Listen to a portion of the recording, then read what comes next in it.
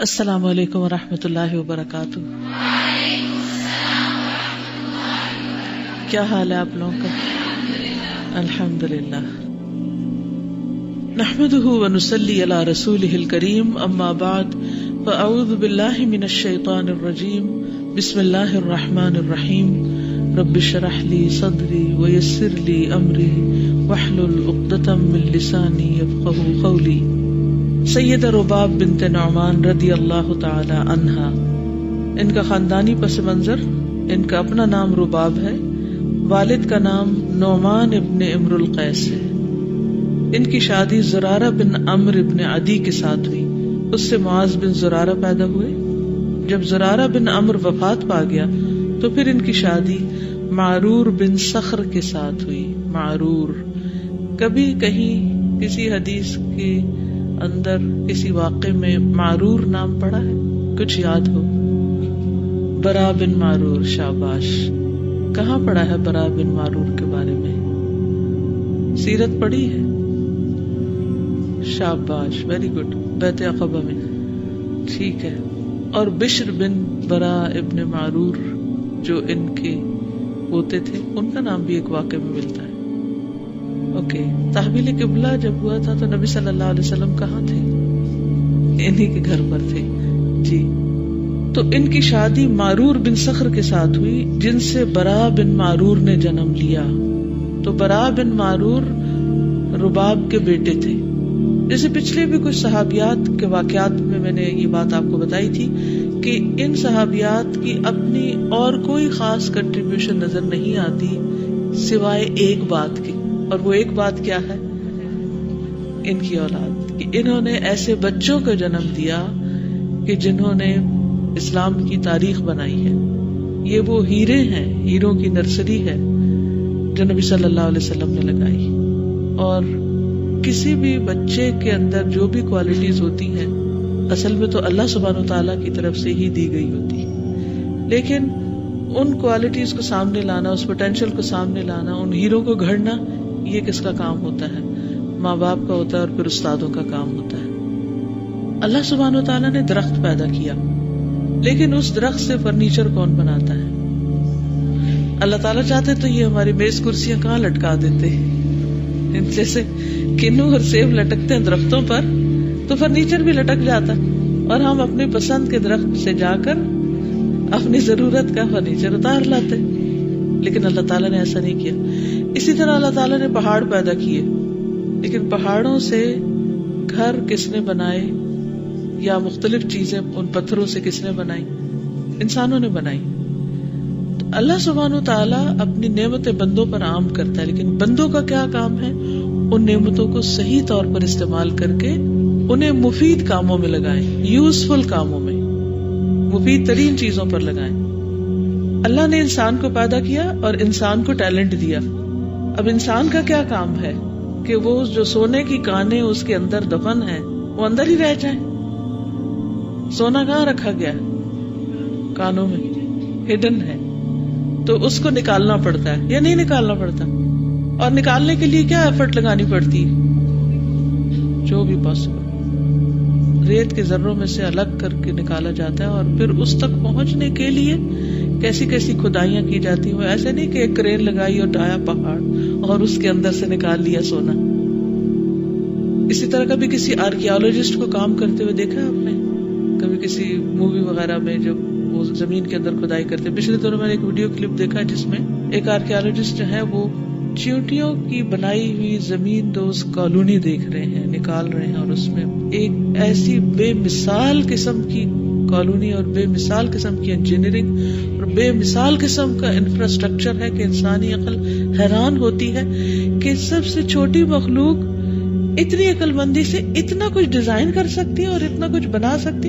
یعنی ان سب چونٹیوں نے مل کر ٹیم ورک کے ساتھ منو ٹنوں مٹی جو ہے وہ زمین سے نکال کے باہر کی. مجھے ایگزیکٹ فگر یاد نہیں کیونکہ میں نے اس نیت سے اس کو نہیں دیکھا تھا کہ میں کہیں نریٹ کروں گی اس کو، لیکن حیران کن بات تھی. اور جو آرکیالوجسٹ اس کی کھدائی کر رہے تھے اور اس کو نکال رہے تھے، وہ ایک چھوٹی سی کرچی کے ساتھ یوں آہستہ آہستہ آہستہ آہستہ آہستہ کر اتنی بڑی جگہ یہ کب سارا کام ہوگا. ہمارے جیسے اٹھا پٹا کر کے اس کو جلدی سے کرے، ہے کچھ نظر آنے کا ٹھیک ہے، نہیں تو چھوڑو. کس قدر صبر چاہیے اس اصل اسٹرکچر کو دیکھنے کے لیے. تو یاد رکھیے آپ سب مائیں ہیں، مائیں بننے والی ہیں، اور آپ کے ہاتھوں اللہ نے بچوں کو بطور امانت دے دیا ہے کہ ان کو جو چاہے گھڑ کے اب بنا دو، ان ہیروں کو گھڑو اور ان کا پوٹینشیل نکالو، اور ان کے اندر جو سوئی ہوئی صلاحیتیں ہیں ان کو اجاگر کرو، اور ان کے اندر جو سونے کی کانیں ہیں ان کو نکالو. لیکن ان کو جذباتیت سے، غصے سے، سختی سے، مار پٹائی کر کے اور ڈانٹ ڈپٹ کر کے نہیں نکال سکتے. اور یہی حال ٹیچرز کا ہے کہ ان کے ہاتھوں میں اللہ سبحانہ وتعالیٰ نے کئی 100 کانیں دے دی ہیں، کوئی سونے کی ہیں، کوئی چاندی کی ہیں، کوئی پیتل کی، کوئی لوہے کی ہیں، سبھی مفید، بیکار کوئی بھی نہیں. لیکن اب یہ ان کے اوپر ہے کہ وہ کتنے صبر و تحمل سے کام لیتے ہیں، اور کتنی محنت کرتے ہیں، اور کتنی دلچسپی ان میں لیتے ہیں، اور کس طرح ان کے اندر کا خیر باہر نکالتے ہیں. حضرت عمر رضی اللہ تعالیٰ عنہ کے بارے میں آتا ہے کہ لوگوں کو بہت بہترین طریقے پر پہچانتے تھے، یعنی انسان شناس تھے. ایک شخص آپ کے پاس آیا اور آ کر اس نے اسلام قبول کیا، اور ابھی اس نے ایک نماز بھی نہیں پڑھی تھی کہ آپ نے اس کو ایک قبیلے کا سردار بنا دیا جس میں پہلے سے مسلمان لوگ موجود تھے، یعنی جو ان سے سینئر تھے. تو لوگ اس پر تھوڑے سے وہ بھی ہوئے کہ سینئر تو ہم تھے اور امیر ان کو بنا دیا گیا، اور یہ سب کیسا. لیکن بعض لوگ جو حسن ظن رکھتے ہیں ان میں سے کسی نے کہا کہ ہمیں اس پر اعتماد ہے کہ حضرت عمر رضی اللہ تعالیٰ عنہ کا فیصلہ غلط نہیں ہو سکتا. وہ انسانوں کو جس طرح پہچانتے ہیں، انہوں نے جو ذمہ داری جس کو پہچان کر دی ہے وہ اسے بہتر طور پر بجا لائے گا. اور حقیقت بھی یہی تھی کہ بعد میں وہ فیصلہ مسلمانوں ہی کے حق میں بہت بہترین ثابت ہوا. تو ہم سب کے لیے اللہ سبحانہ تعالیٰ نے یہ دنیا عمل کے لیے رکھی ہے کہ جس میں ایک تو ہم اپنے ذاتی عبادات کرتے ہیں، اور دوسرے ہم اپنے لیے آثار پیدا کرتے ہیں، یعنی دوسرے انسانوں کو اس کام کی طرف بلا کر، اللہ کا بندہ بنا کر، اللہ کی طرف دعوت دے کر اپنے لیے بہترین صدقہ جاریہ کماتے ہیں. اسی لیے جو آیات جن کا میں ذکر کر رہی تھی، ان الذین قالوا ربنا اللہ ثم استقاموا، یہ پہلا حصہ ہے جس میں انسان کے اپنے ذاتی ایمان اور اس پر استقامت اور اللہ سبحانہ وتعالیٰ کے ساتھ مضبوط تعلق ہوتا ہے. اور اس کا دوسرا حصہ کیا ہے؟ وَمَنْ أَحْسَنُ قَوْلًا مِّمَّنْ دَعَا إِلَى اللَّهِ وَعَمِلَ صَالِحًا، اس سے اچھی بات کس کی ہو سکتی ہے جو اللہ کی طرف بلائے اور نیک عمل کرے اور کہے کہ میں مسلمان ہوں. یعنی صرف اپنے لیے جینا کچھ جینا نہیں، اصل جینا کیا ہے؟ دوسروں کے لیے جیے. اور ہم عام انسانوں کے لیے نہیں بھی جیتے تو میں نے دیکھا ہے کیسی بھی ماں ہو وہ اپنی اولاد کے لیے ضرور جیتی، اولاد کے لیے جینا چاہتی، اولاد کے لیے کچھ کرنا چاہتی، اولاد کو کسی کامیاب مقام پر دیکھنا چاہتی. آپ سب کی بھی کوئی نہ کوئی ہسٹری ہوگی اور کوئی نہ کوئی واقعات ہوگی جس میں آپ کی مدر یا فادر آپ کے لیے کیا کیا خواب دیکھتے ہیں. لٹرلی دونوں طرح کے خواب، ایک تو جاگتے خواب اور ایک سوتے خواب. کہ میں نے سوتے ہوئے خواب میں دیکھا کہ میری بیٹی یہ بن چکی ہے اور یہ کام کر رہی ہے. اور عموماً وہ خواب دنیا سے متعلق ہوتے ہیں، دنیاوی اعتبار سے کسی بڑے مقام پر پہنچنے کے خواب ہوتے ہیں، دنیاوی اعتبار سے کامیاب زندگیاں گزارنے کے خواب ہوتے ہیں. کیونکہ انسان کی جو سوچ ہوتی ہے وہ جس چیز کو زیادہ امپورٹنس دیتا ہے، اگر دنیا کو زیادہ امپورٹنس دیتا ہے تو وہ چاہتا ہے کہ اس کی اولاد دنیاوی اعتبار سے بہت بلند مقام پہ پہنچے. اور اگر ایک انسان آخرت کو امپورٹنس دیتا ہے تو وہ اپنے لیے بھی اور اپنی اولاد کے لیے بھی یہ چاہتا ہے کہ اس کی اولاد آخرت میں بہت بلند مقام پہ پہنچے. تو بہرحال ہر انسان کسی نہ کسی درجے میں، اور خصوصاً ایک ماں، باپ کے مقابلے میں بھی ایک ماں اپنی اولاد کے لیے بہت کنسرن ہوتی کہ یہ کچھ بن جائے، یہ کچھ بن جائے، یہ ہیرا تراشا جائے. اب جو تو عقل مند مائیں ہوتی ہیں، پڑھی لکھی ہوتی ہیں، اسکلفل ہوتی ہیں، وہ اسی طریقے سے اپنی اولاد کو ڈھال لیتی ہیں. اور جن ماؤں کو خود کچھ پتا نہیں ہوتا وہ اپنی اولادوں کو بھی کچھ سکھا نہیں سکتی. تو یہ جتنی صحابیات ہیں ان کا تعارف اس اعتبار سے بس ضروری ہے کہ کس کی بیوی تھی اور کس کی ماں تھی، اور ان کے ہاتھوں کن بچوں نے تربیت پائی، اور ان سے کون سی نسلوں نے جنم لیا، اور پھر انہوں نے تاریخ میں کیا کردار ادا کیا. تو اس چیز کو سامنے رکھ کر آپ ان واقعات کو پڑھیں گے. ادروائز آپ کو مایوسی ہوگی کہ ان کے بارے میں تو کچھ بھی نہیں پتہ چلتا اور ان کے بچوں کا ہی بس ذکر ہے یا فلاں اور فلاں کا. تو ٹھیک ہے، ایک عورت کی اپنی بھی ایک شناخت ہوتی ہے، لیکن ایک عورت کی اصل پہچان کس سے ہوتی ہے کہ یہ کس کی بیٹی ہے اور کس کی ماں ہے اور کس کی بیوی ہے اور کس کی بہن ہے. آپ اس سے فرار حاصل نہیں کر سکتے، آپ کچھ بھی ہوں، لیکن بہرحال ایک عورت کا جو ایک مقام ہے اور ایک آنر بھی ہے اس کے لیے، یعنی اس کی اپنی کوششیں ہوتی ہیں، لیکن اس کو مفت میں جو نام مل جاتا ہے اپنے ان رشتوں کی وجہ سے، یہ مفت میں ملا ہوا نام ہوتا ہے، لیکن بہرحال اس میں بھی محنت کرنی پڑتی ہے انسان کو. تو یہ سب رشتے بھی اہم ہوتے ہیں اور ان رشتوں کو نبھانا بھی ضروری ہوتا ہے اور ان رشتوں کا خیال رکھنا بھی اور ان کے نام سے پہچانا جانا بھی. قرآن مجید میں بھی اس کا ذکر آتا ہے. یا اخت ہارون، کس کو کہا گیا تھا؟ حضرت مریم علیہ السلام. کیا ان کے بھائی کا نام ہارون تھا؟ شی بلانگ ٹو حضرت ہارون، یعنی کہ ان کی فیملی میں سے تھی. یہ قرآن کی یہ گواہی ہے نا. تو اس سے یہ بھی پتہ چلتا ہے کہ صرف اس دور کے بہن بھائی نہیں بلکہ تاریخی رشتے جو ہیں، یعنی نسلوں پر یہ رشتے اثر انداز ہوتے ہیں. تو کوئی بھی قدم اٹھاتے ہوئے، کوئی بھی کام کرتے ہوئے یہ ضرور سوچیں کہ آپ کا یہ قدم آپ کے خاندان اور آپ کی نسل اور آپ کے آئندہ زندگی میں آپ کے اوپر کیا اثرات ڈالے گا. وہ لڑکیاں جو گھروں کو چھوڑ بھاگتی ہیں، خاندان کو چھوڑ جاتی ہیں یا غلط قسم کے کام کرتی ہیں، تو وہ نہ صرف یہ کہ اپنا نقصان کرتی ہیں بلکہ اپنی عاقبت دنیاوی اعتبار سے اور اخروی اعتبار، دونوں اعتبار سے بدنام کرتی ہیں اور برباد کرتی ہیں. تو ان چیزوں سے بھی محتاط رہنے کی ضرورت ہے. تو بہرحال ان کی شادی جب معرور بن صخر کے ساتھ ہوئی تو ان سے برا بن معرور نے جنم لیا، جنہوں نے 73 اشخاص کے ساتھ بیعت عقبہ ثانیہ میں انہوں نے حصہ لیا، اور ان کے ساتھ انصار کی 2 خواتین بھی تھیں. ایک ام عمارہ نصیبہ بنت کعب انصاریہ اور دوسری ام منیع اسماء بنت عمرو بن عدی. یہ رباب کے خاوند کی ہمشیرہ تھی.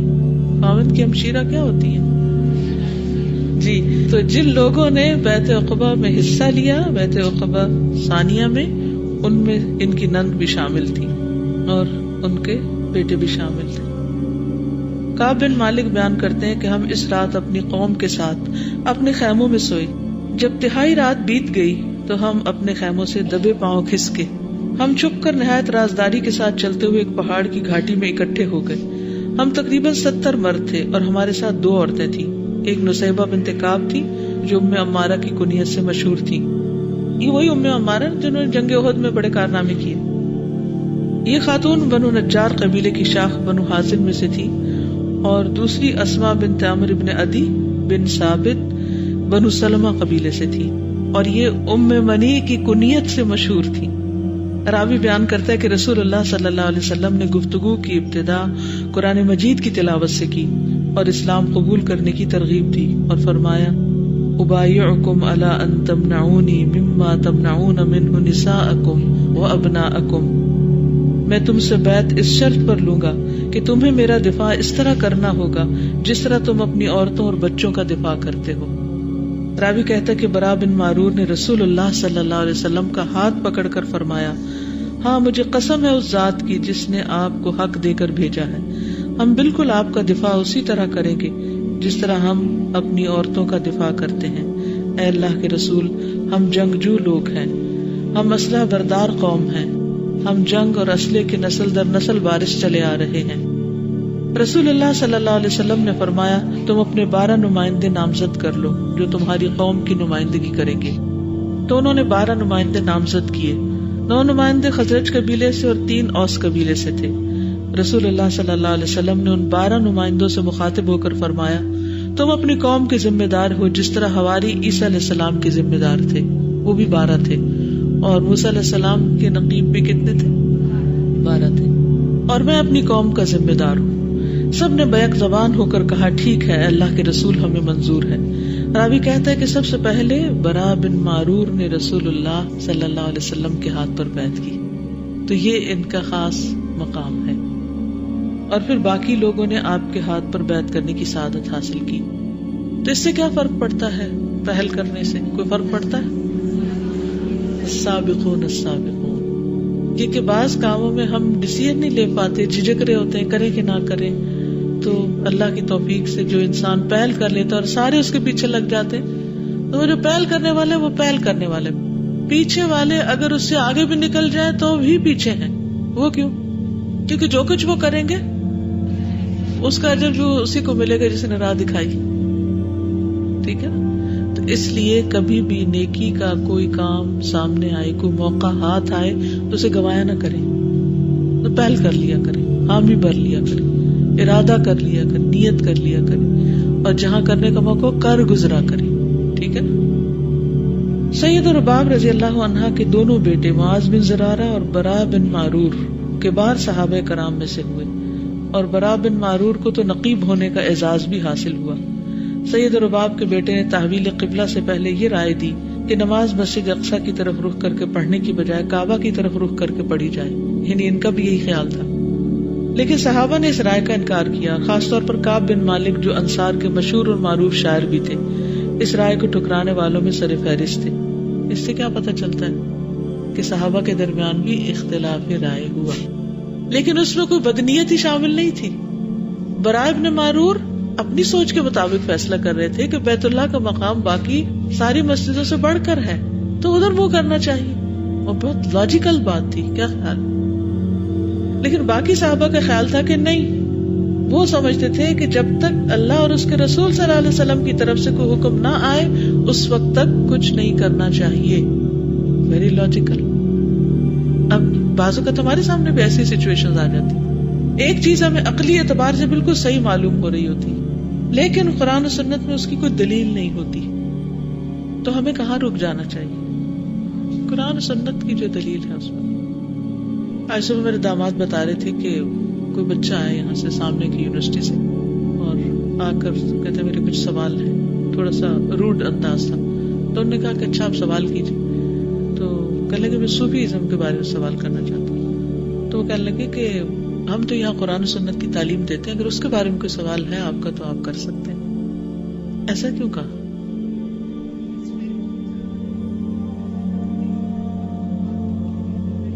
بالکل اپنی اسٹرینتھ پہچاننا ضروری ہوتا ہے، اور دوسرا ایک سٹل میسج دینا بھی کہ اصل دین کیا ہے. یہ ازم وزم سب کہاں سے آئے ہیں؟ نبی صلی اللہ علیہ وسلم سے؟ ان کے اوریجن اور سورس وہاں نہیں، یہ سب بعد کی باتیں، اور اس پر اگر ہم بحثیں کر بھی رہے ہیں تو وہ کہیں ختم ہوگی؟ کہیں ختم نہیں ہوگی.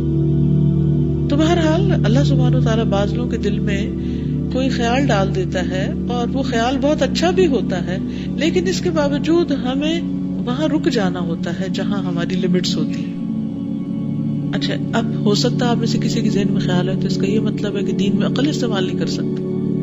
جی، دین کو سمجھنے کے لیے عقل استعمال کر سکتے ہیں، لیکن دین کو رول کرنے کے لیے عقل استعمال نہیں کر سکتے، اوور رول نہیں کر سکتے.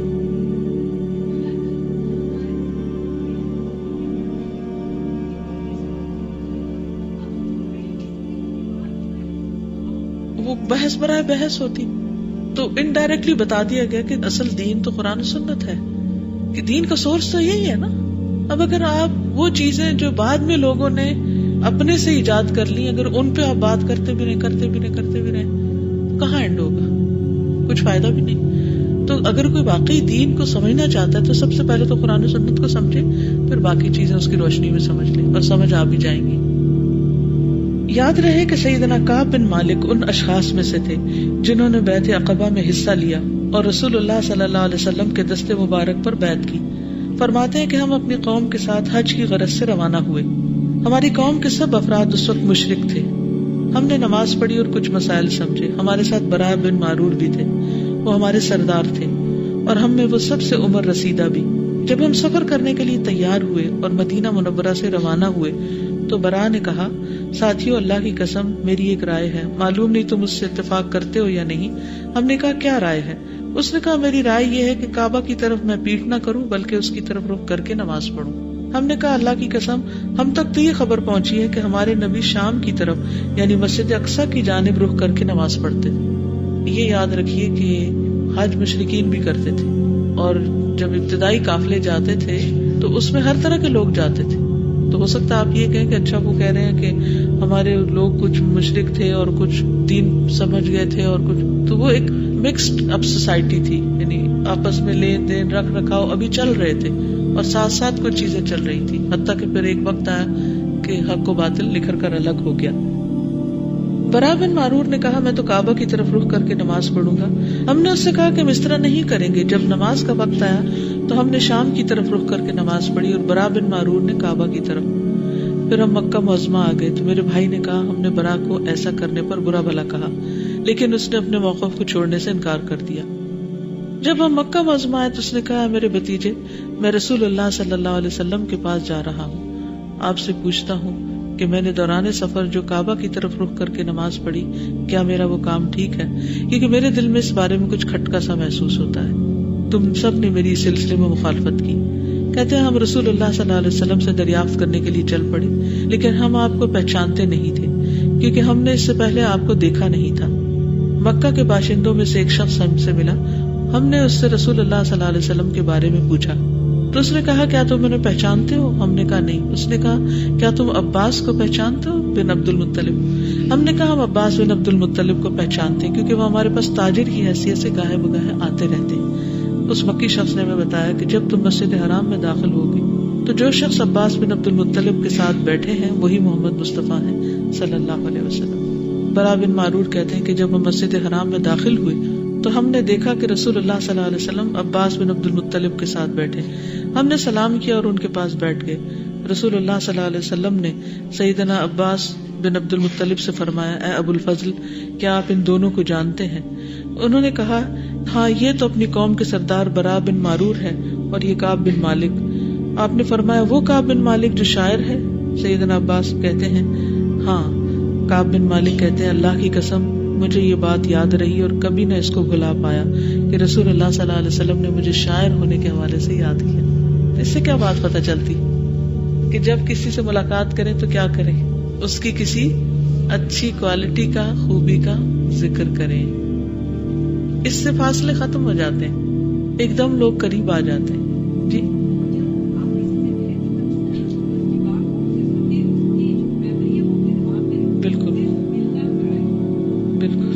ملاقات بھی وہاں مقصد ہونی چاہیے، اور دوسرا یہ کہ اس سے انٹرسٹ شو ہوتا ہے نا کہ کس طرح نبی صلی اللہ علیہ وسلم لوگوں میں انٹرسٹ لیتے تھے۔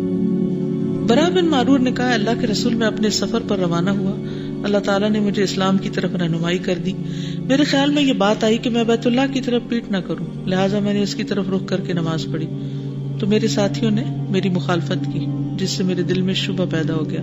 اے اللہ کے رسول آپ بتائیں کہ کیا میرا موقف درست ہے؟ آپ نے فرمایا ابھی تم پہلے قبلے ہی کی طرف رخ کر کے نماز ادا کرو۔ تو برا بن معرور مسجد اقصیٰ کی طرف رخ کر کے نماز پڑھنے لگے۔ کیا پتہ چلتا ہے کہ اپنی رائے، اپنی عقل، اپنی پسند چھوڑ کر اتباع کر لیا۔ یہ واقعہ مسند احمد اور سیرت ابن ہشام میں ہے۔ برا بن معرور نے رسول اللہ صلی اللہ علیہ وسلم کے فرمان پر عمل پیرا ہوتے ہوئے اپنے موقف کو بدل لیا اور دین اسلام کے احکام پر عمل پیرا ہونے میں مصروف ہو گئے۔ انصار اپنے نمائندوں کے ساتھ مدینہ منورہ واپس آ گئے اور دین اسلام کی نشر و اشاعت میں مصروف ہو گئے۔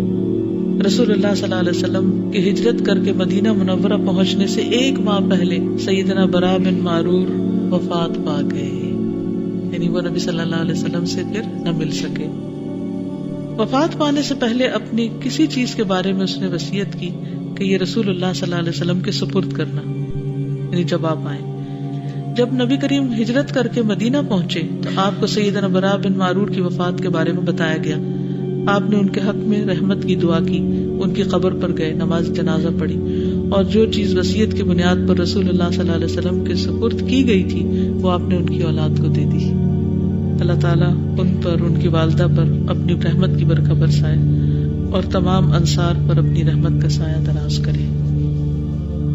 ابھی تک کی جو گفتگو ہوئی ہے اس پر اگر آپ میں سے کوئی اپنے خیالات کا اظہار کرنا چاہے تو کیجیے، پھر اس کے بعد میں چند چیزیں مزید ایڈ کروں گی انشاءاللہ۔ کیا سیکھا آپ نے اول سے لے کے اب تک کی گفتگو؟ اس میں یہ چیز اچھی لگی کہ جب انہوں نے سوال کیا نا کہ میرا موقف درست ہے، اب میں سوچ رہی تھی کہ ہم سے کوئی ایسے سوال کرے تو ہم کیا جواب دیتے ہیں، ہمارا ریئیکشن کیسا ہوتا، لیکن آپ اصل میں جواب دیا وہ کتنا بیلنس جواب ہے اور ٹو ایزی گوئنگ ہے کہ آپ نے نہ یہ کہا کہ نہیں آپ نے بہت غلط کیا اور آپ کو پہلے پوچھنا چاہیے تھا، اور یہ تو دیکھیں نماز ہی ساری خراب کر دی اور اتنے لوگوں، بلکہ آپ نے سمپل نہ ہاں کہا نہ کہا. ہم ہوتے تو ہم کہتے آپ کا موقع بالکل غلط ہے، پہلے تو ہم غلط سے شروع ہوتے ہیں. یعنی اگر کوئی ہم سے آ کے پوچھے کہ میں نے یہ کام کر لیا ہے تو ہم جواب میں کیا کہتے ہیں؟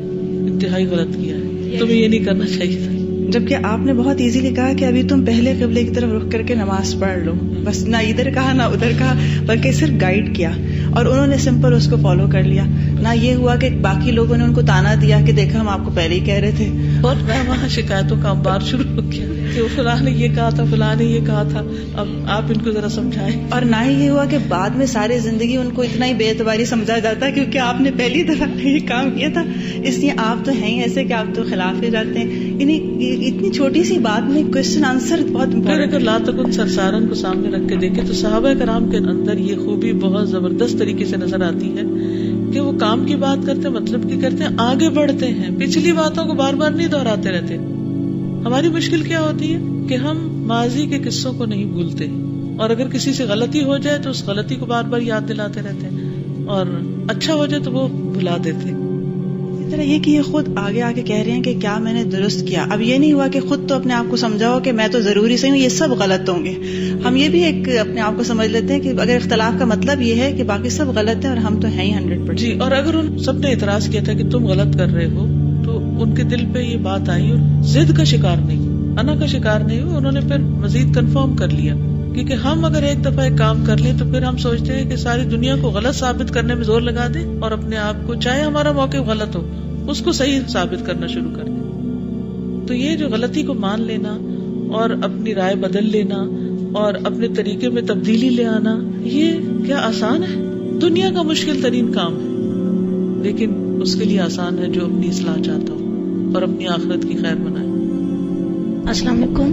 بعض اوقات بہت سے کام ایسے ہوتے ہیں جنہیں ہم نیکی سمجھ رہے ہوتے ہیں لیکن وہ سنت کے خلاف ہوتے ہیں، تو ایسے کاموں سے پرہیز کرنا چاہیے. اور جو بھی پتہ چلے کہ سنت یہ نہیں کچھ اور ہے تو اپنا طریقہ بدل لینا چاہیے. ٹھیک ہے. مجھے سب سے اچھی بات یہ لگی تھی کہ بیعت عقبہ کے موقع پر کہ جب آپ سے ہم نے فرمایا تھا کہ تم نے میرا دفاع اس طرح کرنا ہے جیسے تم اپنی عورتوں کا کرتے ہو، تو انہوں نے پہلے اپنی اہلیت ثابت کی ہے کمٹمنٹ سے پہلے، کہ پروف کیا ہے کہ واقعی میں اس چیز کے اہل ہے. کہ جیسے ہم لوگ ان کا کہ ہم اسلحہ بردار قوم ہے اور ہم جنگ اور اسلحے کے نسل وارث چلتے آ رہے ہیں. اور ایک اور چیز یہ مجھے اچھی لگی ہے کہ جو پبلک ریلیشنز ہوتے ہیں اس کا بھی ایک یہ رول ہے کہ آپ جس سے ملتے ہیں اگر آپ اس کا نام لے کے اس کو ایڈریس کریں، تو آپ اگر کوئی ڈیل کر رہے ہیں، کوئی بھی کسی اور طرح کا آپ بزنس ریلیشن شپ بھی کر رہے ہیں، تو اس کی کامیابی کے چانسز بڑھ جاتے ہیں اس میں. اور تیسری چیز ایک یہ تھی کہ جیسے اختلاف پیدا ہوا ہے تو قرآن پاک میں جس طرح ہم نے پڑھا تھا کہ آپ سے کہا گیا کہ آپ ان لوگوں سے کہتے کہ میں نے اپنا چہرہ جو ہے وہ اللہ کی طرف کر لیا اور ان لوگوں نے بھی جنہوں نے میری پیروی کی، تو کیا تم بھی اسی کی طرف اپنا رخ کرتے ہو؟ تو یہ مطلب دعوت کا جو یہ اصول ہے تو یہ بھی یہاں پہ نظر آتا ہے کہ ہم اللہ کی طرف جو ہے وہ متوجہ کر دیں لوگوں کو. شاباش، ویری گڈ. جی، بہت دفعہ ایسا ہوتا ہے کہ ایک نیکی کا موقع جس سے بہت سے لوگ کر سکتے ہیں لیکن اس نیکی کو کرتا صرف وہی شخص ہے جس کے دل میں اللہ تعالیٰ خیال ڈالے. تو ہمیں دعا ضرور کرنی چاہیے کہ اللہ تعالیٰ ہمیں نیکیوں میں سبقت کرنے والا بنائے. جی، اب دیکھیں کہ ان کی زندگی کتنی تھی، اتنی تھوڑی سی زندگی تھی، لیکن جتنی بھی زندگی تھی اس میں نیکیوں میں آگے بڑھنے والے نظر آتے ہیں. تو آپ صلی اللہ علیہ وسلم کا ہاتھ پہلے پکڑ لیا بیعت کے لیے، اور پھر اس کے بعد قبلے کے بارے میں بھی سوچ رہے ہیں. اور پھر آپ دیکھیے کہ جب قبلے کی تبدیلی ہوئی تھی انہی کے گھر میں آیات اتری، نبی صلی اللہ علیہ وسلم نے ان کے ہاں ہی اپنا رخ تبدیل کیا. السلام علیکم. آپ نے بات کی تھی کہ پیرنٹس جو ہیں وہ ڈے ڈریمنگ بھی کرتے ہیں کہ میرے بچے یہ بن جائیں گے. یہ میری مدر جو ہے نا، وہ جو آپ کا ریڈیو میں لگتا تھا 7 o'clock لیکچرز ہوتے تھے نا، تو وہ سنتی تھی. ہم لوگوں کا ٹائم ہوتا تھا 7:30 اٹھنے کا نا، تو وہ جیسے آواز آتی تھی نا ناک بدو پر سر لیے تو پتہ چل جاتا تھا 7 o'clock ہو گیا. ہم لوگوں کا ایک ہوتا تھا کہ مطلب کہ ہم نے لیٹ اٹھنا ہوتا ہے تو امی لگا دیتی ہیں اور اونچی آواز میں فل اسپیکر تو ہمیں بھی تاکہ آواز آئے، تو وہ ہوتا تھا. لیکن کبھی ایکسپریس نہیں تھا کیا ہم لوگوں نے. ایک دفعہ نیبر سے نا مٹھائی وغیرہ آئی، امی گھر پہ نہیں تھی، تو جب ہم نے امی کو دی نا تو امی نے کہا کہ آپ نے پوچھا ہے کہاں سے آئی ہے؟ ہم نے کہا نہیں. تو امی کہتی ہیں آپ نے پوچھنا تو تھا نا. تو اس دن ہم نے ایکسپریس کر دیا نا، تو ہم نے کہا کہ آپ جو استاذہ کے لیکچر سنتی ہیں اس میں آپ یہ سنتی ہیں کہ جو جیسا کرے گا اس کے ساتھ ویسے ہی کرنا ہے. مٹھائی آپ نے ضرور پتہ کرنا ہے کہ کہاں سے آئی ہے اور میں اس کو واپس کروں اس طرح. تو امی کو بہت غصہ آیا، امی نے مارا لٹرلی. امی نے کہا کہ تم لوگ بات کیسے کر سکتے ہو ان کے بارے میں اس طرح. ہم لوگوں کو پھر اور ہوتا تھا کہ ہمیں ان کی وجہ سے مار پڑے. تو پھر لیکن امی نے ریئلائز کر لیا نا. پھر امی آئی میرے پاس تو امی کہتی ہے میں یہ نہیں چاہتی کہ آپ کے اندر وہ گرج آ جائے کہ ان کی وجہ سے مجھے ہوئی ہے, میں چاہتی ہوں کہ آپ ان جیسی بنیں. تو مطلب کہ پیرنٹس جو ہے نا وہ امپوز نہیں کر سکتے کسی چیز کو بچوں پہ نا. امی نے فوراً ریئلائز کیا. امی آئی میرے پاس, امی کہتی ہیں کہ میں چاہتی ہوں کہ آپ وہاں جائیں, آپ ان سے پڑھیں, آپ اس طرح کریں, اس لیے میں اونچی آواز میں گاتی ہوں تاکہ آپ سنیں اس طرح کر کے. مجھے اس میں ایک پوائنٹ یہ لگا تھا جو آپ صلی اللہ علیہ وسلم نے ان کا نام لے کے اور کہا کہ یہ وہی ہے کعب بن مالک جو شاعر تھے. تو ہم لوگوں کے بارے میں انٹرسٹ نہیں لیتے, ان کے بارے میں جان نہیں رہے ہوتے, تبھی ہمارے تعلقات بھی اتنے اچھے نہیں ہوتے لوگوں سے. اور پھر جو تعلقات اچھے نہیں ہوتے تو پیغام بھی نہیں پہنچا سکتے, کوئی سننے کو تیار بھی نہیں ہوتا. یہ گراؤنڈ ہموار کرنے والی بات ہے. جیسے بیج ڈالنے سے پہلے زمین کو نرم کرنا ضروری ہے. تو جب کسی کا نام لیتے ہیں یا کسی میں انٹرسٹ لیتے ہیں تو اس کا دل نرم ہو جاتا ہے. مجھے یہی بہت اچھا لگا تھا کہ ہم لوگوں میں انٹرسٹ نہیں لے رہے ہوتے بالکل بھی. ایون اپنے ساتھی, اپنے کلاس میٹس کے پورے نام نہیں آ رہے ہوتے ہمیں. اور پھر یہ تو دین کے انصار اللہ ہیں, ایک دوسرے کے مددگار ہیں. آئندہ زندگی میں بھی ایک دوسرے سے کتنی سپورٹ آپ کو ملتی ہے. دین کا راستہ وہ راستہ نہیں جس پہ اکیلے چلا جا سکے. اس میں آندھی اور طوفان بہت ہوتے ہیں, ہمیں لوگوں کی ضرورت ہوتی ہے اپنے آس پاس. السلام علیکم. استاذہ جب وہ گئے مکہ میں اور وہ جو ایک کام انہوں نے کیا تھا اور اس کی ان کے پاس دلیل جو بھی تھی, تو وہ آگے بڑھے. تو اس میں دو چیزیں ہوتی ہیں. بعض دفعہ بہت ہمارا دل چاہ رہا ہوتا ہے کہ اس کے معاملے میں نا ہمیں کوئی اوتھینٹک علم ملے, اور کچھ لوگ ادھر ہی رک جاتے ہیں صرف وہ چاہنے تک. لیکن کچھ لوگ ہوتے ہیں ان کے جیسے جو آگے بڑھتے ہیں, ایون کہ وہ آئیڈینٹیفائی بھی نہیں کر پا رہے ہوتے کہ وہ شخص کون ہے جس کے پاس سے مجھے وہ نالج ملے گا. تو یہ ہمارے ساتھ ادھر بہت پرابلم ہوتا ہے. ہمیں پتا ہوتا ہے یہ چیز ہمیں وہاں پہ اس بندے کے پاس جائیں گے تو مل جائے گی, لیکن ہم جا نہیں پا رہے ہوتے. یہ ایک مزاج نہیں. یہی تو فرق ہے پھر صحابہ میں اور ہم میں. وہ تاریخ ساز تھے, ہم تاریخ بگاڑ ہے. استاذہ اس کے لیے کیا کیا جا سکتا ہے؟ کچھ بھی نہیں, بس ارادہ کر لیں اور کام کر لیں جو کرنا ہے. اگر میں تھوڑا سا بھی اپنے پہ حاوی کرتی نا کہ میں تقریباً پوری رات جاگی ہوئی ہوں, ٹھیک ہے میں لیٹ گئی تھی تھوڑی دیر کے لیے, جہاز میں بھی تھوڑی دیر میں نے آنکھیں بند رکھی, لیکن اگر میں ذرا بھی حاوی کرتی, جانے سے پہلے نیت کر کے گئی تھی کہ انشاءاللہ سیٹرڈے کی کلاس لینی ہے, درمیان میں بھی نیت کی اور راستے میں بھی اور اتر کے بھی, اور یعنی ہر موقع پر جو ہی مجھے خیال آیا کہ میں نے واپس جانا, پھر پہلی نیت میری ہوتی تھی کہ میری سب سے اہم ترین چیز, میری پرائرٹی جو ہے کہ میری کلاس ہے. اگر ہم نیت ہی نہ کریں, ارادہ ہی نہ کریں, تو کیا میرے پاس کام کم ہے؟ بہت کام ہے. اور آج تو میرے پاس بہت ہی اچھا جواز تھا کہ میں اپنا وقت کہیں اور لگاتی, لیکن سب کام ہوتے رہتے ہیں. ہم اللہ کے کام پر ہی کیوں کمپرومائز کرتے ہیں اور اسی کو کیوں پیچھے چھوڑ. اگر آپ کو کسی کا بیگ پسند آ جائے, آپ کیا کرتی ہیں؟ چاہے آپ اس کو نہ بھی جانتے پہچانتے ہو, راہ چلتے پہ آپ اس کو کہتے ہیں ایکسکیوز می, یہ بیگ آپ نے کہاں سے لیا ہے؟ لیکن ایک حدیث جاننی ہو تو ہم کیوں نہیں کسی سے پوچھ سکتے کہ کہاں سے پتا چلے گا کہ صحیح حدیث کا اس کے اوتھینٹسٹی کیا ہے یا اس کے اصل کیا ہے. بات وہی ہے جو شروع میں نے کی کہ دل میں نہیں ہے, ابھی دل میں نہیں اترا, دل میں اتارنے کی ضرورت ہے. السلام علیکم. استاذہ میں سوچی تھی کہ جب بات آئی نا کہ کس قبلے کی طرف کہاں منہ کر کے نماز پڑھی جائے, تو صحابہ جو ان کے ساتھ جتنے بھی لوگ تھے انہوں نے ان کی رائے کی مخالفت کی, ان کی ذات کی مخالفت کی. Very good point. ہم ذات کی شروع کر دیتے بالکل, اور یہ تو شخص بڑا بے دین ہے, یہ تو نئی نئی باتیں سوچتا رہتا ہے. مطلب وہ دین کا ایک مسئلہ تھا. ہم لوگ عام روٹین میں کیا کرتے ہیں کہ ہم دین کی بات کو پیچھے کر کے ذات پہ شروع ہو جاتے ہیں کہ تم ایسے ہو تم ویسے ہو. بالکل. استاذہ جو آپ نے سب سے پہلے بات کی تھی کہ انسان کا دل نہیں مان رہا ہوتا اور وہ کام کرتا ہے, لیکن بعض دفعہ ایسا ہوتا ہے کہ آپ کا دل نہیں مان رہا ہوتا لیکن آپ اس چیز کو کرنا چاہتے ہیں تاکہ آپ کا ایک اس کی پریکٹس بن جائے اور پھر وہ. جی بالکل ٹھیک ہے. اس لیے یہ نہیں کہ دل نہیں تو ہر کام چھوڑتے جاؤ, پھر تو ہم کہیں کے بھی نہ ہوں. کرتے جاؤ کرتے جاؤ. میں نے کسی کا قول پڑھا تھا کہ 20 سال تہجد پڑھنے کے بعد مجھے تہجد میں لذت آنی شروع ہوئی ہے. 20 سال کے بعد. تو ہمیں یہ نہیں سوچنا چاہیے دل نہیں لگ رہا پڑھنے میں تو کیا فائدہ, چھوڑ دو. یہ میرا مقصد نہیں تھا بتانے کا. میرا مقصد یہ تھا کہ دل لانے کی کوشش کی.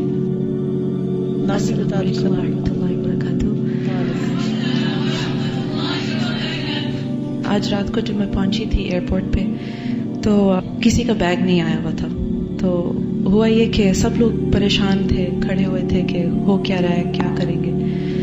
تو میں نے جا کے پوچھا اپنی فیملی سے کہ کیا کرنا چاہیے. تو انہوں نے کہا کہ آپ بس رپورٹ کر دیں کہ یہ بیگ لاسٹ ہے. تو میں نے جا کر جیسے ہی آفیسر سے کہا کہ مجھے فارم چاہیے بیگیج کلیم کا، تو ایسے ہوا کہ جیسے ان کو نا آنکھیں کھل گئی، کیونکہ وہ بھی پریشان ہو رہے تھے، کیونکہ پتہ نہیں تھا کہ ہو کیا رہا ہے، اور اتنے لوگ آ رہے ہیں ان کے پاس، ان کو یہ بھی نہیں پتا کہ بیگیج کہاں ہے، پہنچا ہے کہ نہیں پہنچا. تو جب میں نے ان سے جا کر کہا نا، تو ان کو لٹرلی جیسے ان کی آنکھیں کھل گئی، اور پھر وہ مجھے چھوڑ کے تو باقی لوگوں کے پاس چلے گئے کہ آپ ٹیبل پر آئیں اور میں آپ کے فارم فل کرتا ہوں سب کے. تو خیر میں سوچ رہی تھی کہ جب انسان ایک قدم لیتا ہے آگے تو دوسروں کے لیے بھی آسانی، بالکل دوسروں کے لیے بھی آسانی ہوتی ہے. اور آپ لوگ نے بھی یہ کافی مواقع پر دیکھا ہوگا کہ جب آپ آگے بڑھتے ہیں تو جو ایک کنفیوژن کریٹ ہوئی ہوتی ہے نا، وہ ایک دم سے ڈیزالو ہو جاتی ہے. آپ کو بھی سمجھ آتی ہے کہ آپ کیا کریں، اور باقی لوگوں کو بھی ایک راستہ مل جاتا ہے، ایک ایگزامپل مل جاتی ہے. اور یہ سب لوگ پریشان ہو رہے ہیں، کسی نے ایک فارم کلیم نہیں کیا کہ لائیے وہ بھریں تاکہ مسئلہ حل ہو، تو انہوں نے وہ کلیم کر لیا. اور واقعی لگ رہا تھا کہ لوگ ساری رات بیٹھے رہیں گے، یعنی ہلیں گے نہیں وہاں سے جب تک کہ ان کے سامان آ نہیں جائے. اور وہ آنا کہاں سے تھا، وہ تو چڑھا ہی نہیں. یعنی لوگ ایسی باتیں کر رہے تھے کہ بس ہم یہاں سے ہلیں گے نہیں، ہم 4 گھنٹے بیٹھے رہیں گے ورنہ ہمیں بار بار آنا پڑے گا. اور یعنی کہ عقل کی بات لگتی ہے کہ آپ ایئرپورٹ پہ بیٹھے رہیں، سامان کا انتظار کرتے رہے، پتہ نہیں وہ آتا بھی ہے کہ نہیں، کہاں ہے، اللہ عالم. تو یعنی ایک راستہ مل جاتا ہے پھر آپ کو بھی اور باقیوں کو بھی. یعنی انیشیٹو لے لینا چاہیے. جب آپ کے ذہن میں اللہ تعالیٰ کوئی حل ڈالے تو دوسروں کا انتظار نہ کریں، آگے بڑھیں اور سولوشن نکالیں. بالکل. اور جو ان کی ہم نے بات آج پڑھی کہ یعنی یہ جو صحابی تھے، ان میں باقی انیشیٹو لینے کا تھا نا، آگے آگے بڑھنا.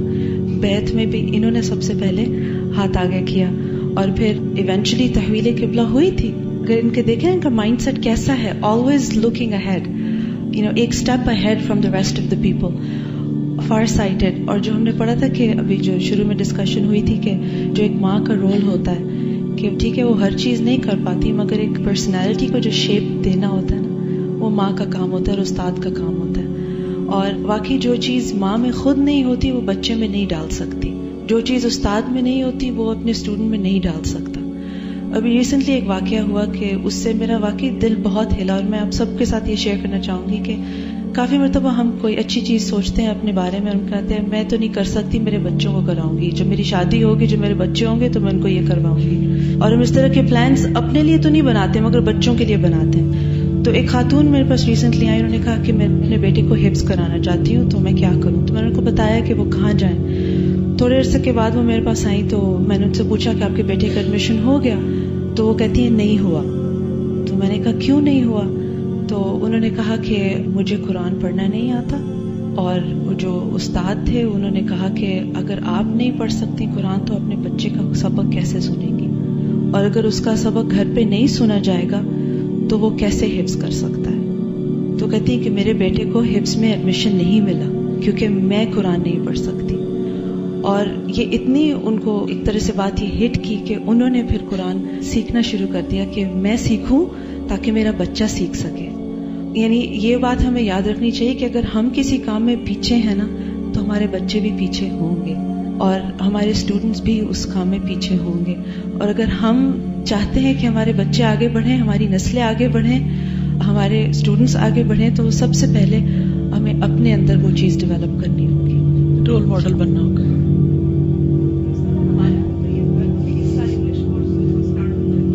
اسٹیپ ہے کہ ہمارے الہدیٰ میں انگلش کورس کا اسٹارٹ ہوا، اور کیسے ہوا، کس نے کیا، کہاں سے وہ تفسیر آئی، کیونکہ پرابلم یہ آتا تھا کہ اردو تفسیر ساتھ انگلش تفسیر کیسے آئے. وہ اسٹیپ یوں شروع ہوا تھا کہ میں بیٹھی ہوئی تھی اور مجھے خط موصول ہوا کسی کا کہ مجھے اردو سمجھ نہیں آتی اور اردو تفسیر میں میرا وقت ضائع ہوتا ہے. تو مجھے بہت تکلیف پہنچی، کیونکہ میرے دل میں ہمیشہ ہوتا ہے کہ جو بھی اسٹوڈنٹ یہاں آئے وہ سمجھ کے جائے، وہ محروم نہ رہے اور اس کا وقت ضائع نہ ہو. میں سوچوں کہ کروں کیا، جیسے دل میں ایک تڑپ لگ جاتی نا، کون کروائے. خیر اسی تڑپ کے ساتھ میں یہاں آئی، کلاس ختم ہوئی، سائرہ بھی یہاں کھڑی تھی، میل ملاقات ہو رہی تھی ادھر ادھر، اتنے میں یاسمین کھڑی تھی. میں نے اپنے دل کی وہ تکلیف پھر دہرائی. وہ کہنے لگی سائرہ کو پکڑ لیں. کہ میں نے ان سے بات کی، سائرہ اگر آپ شروع کر سکیں.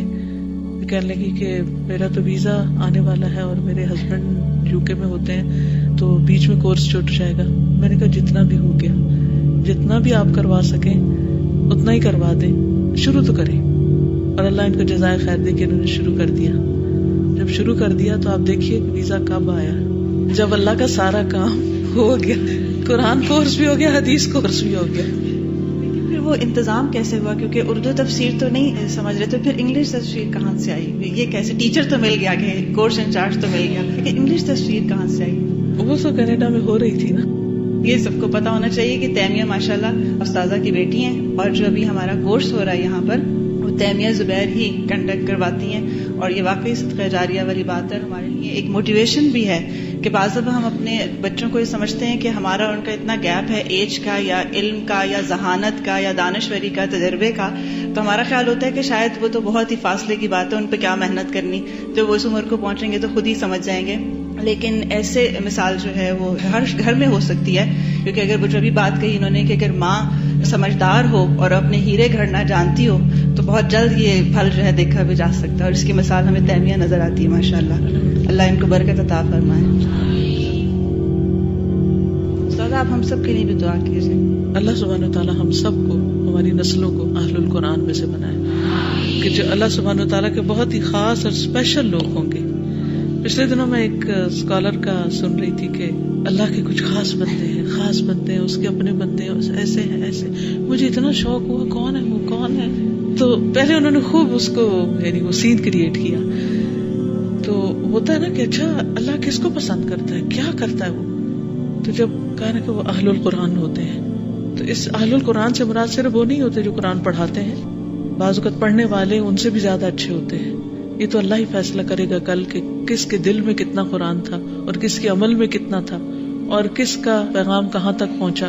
یہ ہم کچھ ڈیسائیڈ نہیں کر سکتے. اور کس کی کیا نیت تھی، کیا ارادہ تھا، کس کے ہاتھوں کتنے خادم قرآن تیار ہوئے، یہ تو آپ میں سے ہر ایک کی اپنی اپنی قسمت کی بات اور محنت اور کوشش، تڑپ اور لگن ہے اور دلچسپی ہے. تو کسی بھی درجے پر قرآن کے ساتھ جب انسان کا تعلق ہو جاتا ہے اور قرآن سے محبت ہو جاتی ہے اور انسان قرآن کو تھام لیتا ہے اور اس کو نہیں چھوڑتا، چاہے ساری دنیا اس کو چھوڑ جائے، تو پھر قرآن بھی اس کو نہیں چھوڑتا، قرآن بھی اس کا ساتھی بن جاتا ہے. اور پھر وہ اس کو ایسی عزت اور ایسا مقام عطا کرتا ہے اللہ کے ہاں کہ وہ اللہ کے خاص بندوں میں سے ہو جاتا ہے. ہمیں آخر کیوں نہ شوق ہو کہ ہم اللہ کے خاص بندوں میں سے، خاص بندوں. دنیا میں سے اگر کوئی بڑا انسان کسی کا کوئی خاص بندہ اس کا بن جاتا ہے تو لوگوں کو کتنا اس پر فخر ہوتا ہے کہ ہمارے خاندان کا فلاں منسٹر ہے، وہ پرائم منسٹر اور وہ پریزیڈنٹ ہے، اور وہ اس کی نسلیں اس پہ خوش ہوتی رہتی ہیں کہ ہمارا فلاں بڑا جو تھا وہ کوئی جرنیل تھا. تو ہم سب کو اس سے زیادہ خوشی کی بات کون سی ہو سکتی ہے کہ ہم قرآن کے نام سے پہچانے جائیں. لیکن یہ اسی وقت ہوگا جب ہمارے دل کے اندر سے یہ خوف اور یہ احساس کمتری دور ہوگا کہ قرآن پڑھتے ہیں، قرآن بھی پڑھنے کی چیز ہے. یہ کسی کو بتاتے ہوئے شرم آنا، قرآن نہیں، خوشی سے کھل کے زیادہ سے زیادہ لوگوں کو بتایا کریں میں قرآن پڑھ رہی ہوں، تاکہ سب آپ کو قرآن کی وجہ سے جانے. اگر آپ کو قرآن کی وجہ سے جانیں گے تو پھر کل قیامت کے دن کیا ہوگا، آپ اللہ کے خاص بندوں میں شمار ہوں گے. آپ کی پہچان قرآن ہونا چاہیے. تو اللہ تعالیٰ ہمیں اس کی توفیق عطا. بس جو اس واقعے کے اندر اہم چیز ہے وہ یہ کہ جو برا ابن معرور تھے، ان کے ایک بیٹے بشر بن برا تھے، اور نبی صلی اللہ علیہ وسلم کے لیے یہودی عورت نے خیبر کے موقع پر جو بکری بھون کر دی تھی آپ کو ہدیہ کی گئی تھی، اور اس نے اسے زہر آلود کر دیا تھا. تو رسول اللہ صلی اللہ علیہ وسلم کے ساتھ اور لوگ بھی تھے کھانا کھانے والوں میں سے. آپ صلی اللہ علیہ وسلم نے ان سے کہا کہ کھانے سے اپنا ہاتھ کھینچ لو، کیونکہ مجھے بتایا گیا ہے کہ جبریل نے بتایا کہ اس میں زہر ہے. لیکن بشر جو تھے وہ نوالا نگل چکے تھے، تو ان کی وفات اسی زہر کھانے سے ہوئی تھی. اور حضرت برا کی جو اہلیہ تھی نبی صلی اللہ علیہ وسلم ان کا بھی بہت خیال رکھتے تھے. اور جابر بن عبداللہ کا نام آپ نے سنا ہوگا، برا ابن معرور ان کے ماموں بھی تھے. یعنی صرف یہ رشتے اس لیے بتا دیتی ہوں تاکہ جب آپ تاریخ پڑھیں تو آپ کو پتا ہو کہ کون کس سے متعلق ہے اور ان لوگوں نے کیا کیا کام کیے ہیں. آج کے لیے اتنا ہی کافی ہے. جزاکم اللہ خیرا. سبحانک اللہم و بحمدک، اشہد ان لا الہ الا انت، استغفرک و اتوب الیک. السلام علیکم و رحمۃ اللہ وبرکاتہ.